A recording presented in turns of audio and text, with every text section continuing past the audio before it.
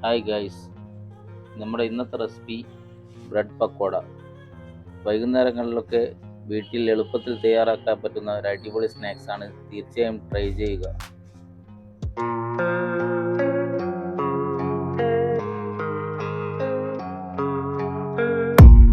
I don't really know what comes next. I'm just doing my best, even though I'm so stressed out. Everything just feels like a test that I fail, so depressed when I can't seem to get out. But something deep inside won't let me quit. I swear that I'm inspired by you. Bread pakoda തയ്യാറാക്കാൻ വേണ്ടിയിട്ട് ഒരു 9 piece slice എടുത്തിട്ടുണ്ട്. കുറച്ച് വെള്ളം, ഓരോ bread എടുത്തിട്ട് വെള്ളത്തിൽ മുക്കിയതിന് ശേഷം നന്നായിട്ടൊന്ന് പിഴിഞ്ഞെടുത്ത് വേറൊരു പാത്രത്തിലേക്ക് മാറ്റി വെക്കുക.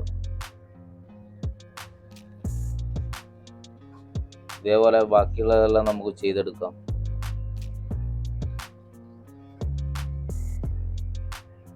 കുറച്ച് സോഫ്റ്റ് ആയിട്ടുള്ള ബ്രെഡ് വേണം എടുക്കുവാൻ വേണ്ടിയിട്ട്.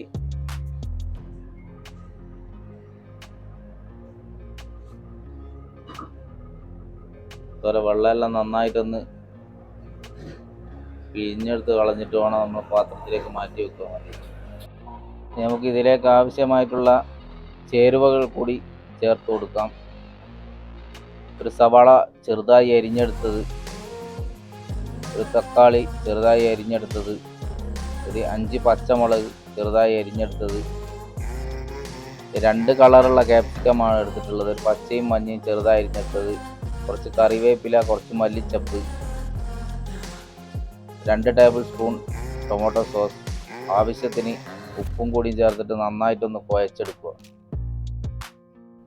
നാടൻ പക്കോടേൻ്റെ വീഡിയോ നമ്മൾ ഇതിന് മുന്നേ ചെയ്തിട്ടുണ്ട്. അതിൻ്റെ ലിങ്ക് ഞാൻ ഐക്കണിൽ കൊടുക്കുന്നുണ്ട്. അതുകൂടി ഒന്ന് കണ്ടിട്ട് സപ്പോർട്ട് ചെയ്യുക. നമുക്കിത് ആവശ്യമായിട്ടുള്ള പൊടികൾ ചേർത്ത് കൊടുക്കാം.